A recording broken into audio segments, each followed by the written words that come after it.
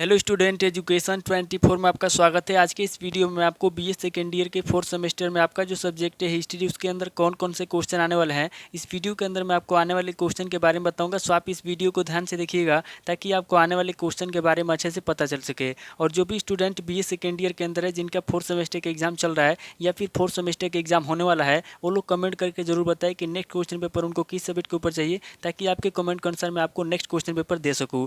तो ये बिना किसी देरी के हम लोग शुरू करते हैं और सबसे पहले अति लघु उत्तरीय प्रश्नों के बारे में जानते हैं। तो यहाँ पे अति लघु उत्तरीय प्रश्नों में पहले प्रश्न की बात की जाए तो यहाँ पे आपका पहला प्रश्न दिया हुआ है, संयुक्त राष्ट्र संघ का उद्देश्य बताइए। पहला प्रश्न कह रहा है जो संयुक्त राष्ट्र संघ है उसका क्या उद्देश्य है। यहाँ पे आपको संयुक्त राष्ट्र संघ का उद्देश्य बताना है। अब अगली क्वेश्चन की बात की जाए तो यहाँ पे आपका दूसरा क्वेश्चन दिया हुआ है, वर्साई की संधि 1919 ईस्वी का उल्लेख कीजिए। दूसरा क्वेश्चन कह रहा है जो 1919 ईस्वी में वर्साई का संधि हुआ था, यहाँ पे आपको वर्साई की संधि के बारे में बताना है। अब अगली क्वेश्चन की बात की जाए तो यहाँ पे आपका तीसरा क्वेश्चन दिया हुआ है, महायुद्ध के प्रमुख परिणाम क्या थे। तीसरा क्वेश्चन कह रहा है जो महायुद्ध हुआ था उसके प्रमुख परिणाम क्या थे। यहाँ पे आपको महायुद्ध के प्रमुख परिणामों के बारे में बताना है। अब अगले क्वेश्चन की बात की जाए तो यहाँ पे आपका चौथा क्वेश्चन दिया हुआ है, पेरिस शांति सम्मेलन का लक्ष्य क्या था। चौथा क्वेश्चन कह रहा है जो पेरिस शांति सम्मेलन हुआ था उसका क्या लक्ष्य था। यहाँ पे आपको पेरिस शांति सम्मेलन का लक्ष्य बताना है। अब अगले क्वेश्चन की बात की जाए तो यहाँ पे आपका पांचवा क्वेश्चन दिया हुआ है, लेनिन का परिचय दीजिए। पांचवा क्वेश्चन कह रहा है जो लेनिन है, यहाँ पे आपको लेनिन का परिचय देना है।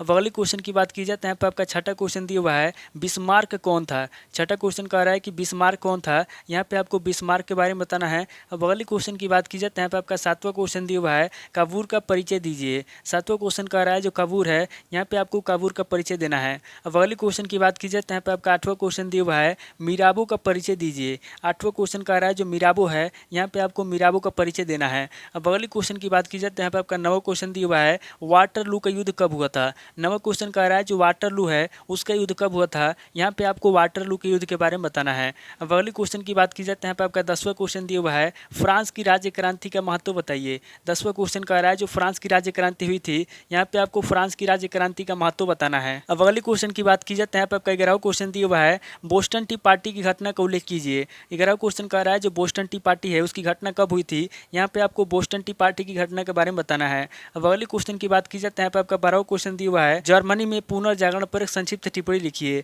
12वां क्वेश्चन कह रहा है जो जर्मनी में पुनर्जागरण हुआ था, यहाँ पे आपको जर्मनी में पुनर्जागरण पर एक संक्षिप्त टिप्पणी लिखना है। अब अगले क्वेश्चन की बात की जाए तो यहाँ पे आपका 13वां क्वेश्चन दिया हुआ है, पुनर्जागरण पर टिप्पणी लिखिए। 13वां क्वेश्चन कह रहा है जो पुनर्जागरण है, यहाँ पे आपको पुनर्जागरण पर टिप्पणी लिखना है। तो टोटल आपके 13 क्वेश्चन हो गए जो आपसे अति लघु उत्तरीय प्रश्न में पूछे जाएंगे। अब आगे हम लोग लघु उत्तरीय प्रश्नों के बारे में जानेंगे। तो यहाँ पे लघु उत्तरीय प्रश्नों में पहले प्रश्न की बात की जाए तो यहाँ पे आपका पहला प्रश्न दिया हुआ है, आर्थिक एवं सामाजिक परिषद का उद्देश्य बताइए। पहला प्रश्न कह रहा है जो आर्थिक एवं सामाजिक परिषद है, यहाँ पे आपको आर्थिक एवं सामाजिक परिषद का उद्देश्य बताना है। अब अगले क्वेश्चन की बात की जाए तो यहाँ पे आपका दूसरा क्वेश्चन दिया हुआ है, द्वितीय विश्व युद्ध के क्या कारण थे। दूसरा क्वेश्चन कह रहा है जो द्वितीय विश्व युद्ध हुआ था उसके क्या कारण थे, यहाँ पे आपको द्वितीय विश्व युद्ध के कारण बताना है।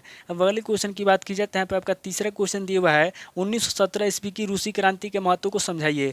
तीसरा क्वेश्चन कह रहा है जो 1917 ईस्वी की रूसी क्रांति हुई थी उसका क्या महत्व है, यहाँ पे आपको 1917 ईस्वी की रूसी क्रांति के महत्व को बताना है। अब अगले क्वेश्चन की बात की जाए तो यहाँ पे आपका चौथा क्वेश्चन दिया हुआ है, वर्साई की संधि के प्रमुख प्रावधानों का वर्णन कीजिए। चौथा क्वेश्चन कह रहा है जो वर्साई की संधि हुई थी उसके प्रमुख प्रावधान क्या थे, यहाँ पे आपको वर्साई की संधि के प्रमुख प्रावधानों के बारे में बताना है।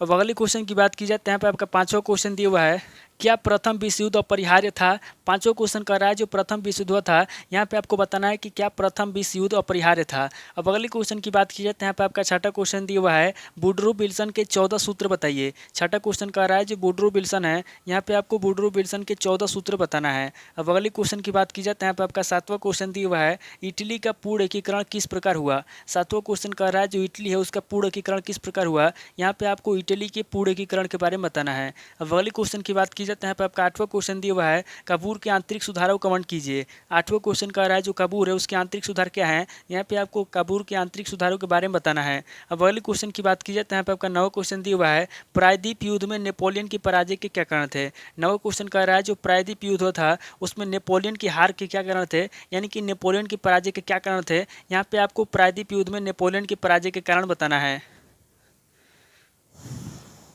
अब अगले क्वेश्चन की बात की जाए तो यहाँ पे आपका 10वां क्वेश्चन दिया हुआ है फ्रांसीसी क्रांति के आर्थिक कारण बताइए। 10वां क्वेश्चन कह रहा है जो फ्रांसीसी क्रांति हुई थी उसके आर्थिक कारण क्या है। यहाँ पे आपको फ्रांसीसी क्रांति के आर्थिक कारण बताना है। अब अगले क्वेश्चन की बात की जाए तो यहाँ पे आपका 11वां क्वेश्चन दिया हुआ है औद्योगिक क्रांति के आर्थिक प्रभाव की विवेचना कीजिए। 11वां क्वेश्चन कह रहा है जो औद्योगिक क्रांति है उसके आर्थिक प्रभाव क्या है। यहाँ पे आपको औद्योगिक क्रांति के आर्थिक प्रभाव के बारे में बताना है। अब अगले क्वेश्चन की बात की जाए तो यहाँ पे आपका 12वां क्वेश्चन दिया हुआ है इंग्लैंड में औद्योगिक क्रांति के कारणों की विवेचना कीजिए। 12वां क्वेश्चन कह रहा है जो इंग्लैंड है यहाँ पे आपको इंग्लैंड में औद्योगिक क्रांति के कारणों की विवेचना करना है। अब अगले क्वेश्चन की बात की जाए तो यहाँ पे आपका 13वां क्वेश्चन दिया हुआ है धर्म सुधार आंदोलन का अर्थ लिखिए। 13वां क्वेश्चन कह रहा है जो धर्म सुधार आंदोलन हुआ था उसका क्या अर्थ है। यहाँ पे आपको धर्म सुधार आंदोलन का अर्थ बताना है।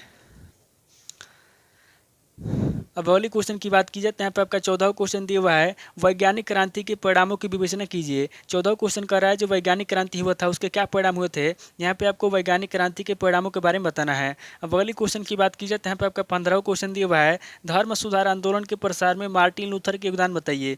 15वां क्वेश्चन कह रहा है जो धर्म सुधार आंदोलन हुआ था यहाँ पे आपको धर्म सुधार आंदोलन में धर्म सुधार आंदोलन के प्रसार में मार्टिन लूथर के योगदान बताइए। 15वां क्वेश्चन कह रहा है जो धर्म सुधार आंदोलन हुआ था यहाँ पे आपको धर्म सुधार आंदोलन के प्रसार में मार्टिन लूथर के योगदान बताना है। तो टोटल आपके 15 क्वेश्चन हो गए जो आपसे लघु उत्तरीय प्रश्न में पूछे जाएंगे। अब आगे हम लोग दीर्घ उत्तरीय प्रश्नों के बारे में जानेंगे। तो यहाँ पे दीर्घ उत्तरीय प्रश्नों में पहले प्रश्न की बात की जाए तो यहाँ पे आपका पहला प्रश्न दिया हुआ है पुनर्जागरण की प्रमुख विशेषताओं पर प्रकाश डालिए। पहला प्रश्न कह रहा है जो पुनर्जागरण है यहाँ पे आपको पुनर्जागरण की प्रमुख विशेषताओं पर प्रकाश डालना है। अब अगले क्वेश्चन की बात की जाए तो यहाँ पे आपका दूसरा क्वेश्चन दिया हुआ है इंग्लैंड के शानदार क्रांति के प्रभाव की विवेचना कीजिए। दूसरा क्वेश्चन कह रहा है जो इंग्लैंड के शानदार क्रांति के प्रभाव की विवेचना कीजिए। दूसरा क्वेश्चन कह रहा है जो इंग्लैंड के शानदार क्रांति है यहाँ पे आपको इंग्लैंड के शानदार क्रांति के प्रभाव के बारे में बताना है। अब अगले क्वेश्चन की बात की जाए तो यहाँ पे आपका तीसरा क्वेश्चन दिया हुआ है अमेरिका स्वतंत्रता संग्राम के प्रमुख परिणामों तथा प्रभाव का विवरण दीजिए। तीसरा क्वेश्चन कह रहा है जो अमेरिका स्वतंत्रता संग्राम है यहाँ पे आपको अमेरिका स्वतंत्रता संग्राम के प्रमुख परिणामों के बारे में बताना है तथा उसके प्रभाव का विवरण देना है। अब अगले क्वेश्चन की बात की जाए तो यहाँ पे आपका चौथा क्वेश्चन दिया हुआ है नेपोलियन बोनापार्ट की महाद्वीपीय व्यवस्था का आलोचनात्मक परीक्षण कीजिए। चौथा क्वेश्चन कर रहा है जो नेपोलियन बोनापार्ट है यहाँ पे आपको नेपोलियन बोनापार्ट की महाद्वीपीय व्यवस्था की आलोचना करना है यानी कि उसकी कमियां बताना है। अब अगले क्वेश्चन की बात की जाए तो यहाँ पे आपका पांचवा क्वेश्चन दिया हुआ है इटली के एकीकरण में काबूर के योगदान का मूल्यांकन कीजिए। पांचवा क्वेश्चन कह रहा है जो इटली का एकीकरण है उसमें काबूर का क्या योगदान है यहाँ पे आपको इटली के एकीकरण में काबूर के योगदान के बारे में बताना है। अब अगले क्वेश्चन की बात की जाए तो यहाँ पे आपका छठा क्वेश्चन दिया हुआ है जर्मनी के एकीकरण में बिस्मार्क के योगदान का मूल्यांकन कीजिए। छठा क्वेश्चन कह रहा है जो जर्मनी का एकीकरण हुआ था यहाँ पे आपको जर्मनी के एकीकरण में बिस्मार्क के योगदान के बारे में बताना है। अब अगले क्वेश्चन की बात की जाए तो यहाँ पे आपका सातवां क्वेश्चन दिया हुआ है प्रथम विश्व युद्ध के कारणों की विवेचना कीजिए। सातवां क्वेश्चन कह रहा है जो प्रथम विश्व युद्ध हुआ था उसके क्या कारण थे यहाँ पे आपको प्रथम विश्व युद्ध के कारणों के बारे में बताना है। अब अगले क्वेश्चन की बात की जाए तो यहाँ पे आपका आठवां क्वेश्चन दिया हुआ है द्वितीय विश्व युद्ध के कारणों एवं परिणामों का परीक्षण कीजिए। आठवां क्वेश्चन कह रहा है जो द्वितीय विश्व युद्ध हुआ था उसके क्या कारण थे यहाँ पे आपको सबसे पहले द्वितीय विश्व युद्ध के कारण बताना है उसके बाद आगे आपको उसके परिणामों का परीक्षण करना है। अब अगले क्वेश्चन की बात की जाए तो यहाँ पे आपका नवा क्वेश्चन दिया हुआ है संयुक्त राष्ट्र संघ पर एक लेख लिखिए। नवा क्वेश्चन कह रहा है जो संयुक्त राष्ट्र संघ है यहाँ पे आपको संयुक्त राष्ट्र संघ पर एक लेख लिखना है। अगले क्वेश्चन की बात की जाए तो यहाँ पे आपका 10वां क्वेश्चन दिया हुआ है संयुक्त राष्ट्र संघ के कार्यों का मूल्यांकन कीजिए। 10वां क्वेश्चन कह रहा है जो संयुक्त राष्ट्र संघ है उसके क्या कार्य हैं यहाँ पे आपको संयुक्त राष्ट्र संघ के कार्यों के बारे में बताना है। तो टोटल आपके 10 क्वेश्चन हो गए जो आपसे दीर्घ उत्तरीय प्रश्न में पूछे जाएंगे। इस वीडियो के अंदर मैंने आपको अति लघु उत्तरीय प्रश्न, लघु उत्तरीय प्रश्न और दीर्घ उत्तरीय प्रश्न तीनों तरह के प्रश्नों के बारे में बता दिया। आप इन तीनों तरह के प्रश्नों को नोट कर लीजिए और किसी किताब से सीरीज से मिलाकर के याद कर लीजिए। तो दोस्तों आज इस वीडियो को मैं पे स्किप करता हूँ। मिलता हूँ आपसे नेक्स्ट वीडियो में। अगर आपको वीडियो अच्छा लगा तो वीडियो को लाइक कीजिए, शेयर कीजिए और कमेंट करके बताइए कि आपको नेक्स्ट वीडियो किस टॉपिक के ऊपर चाहिए। थैंक यू दोस्तों।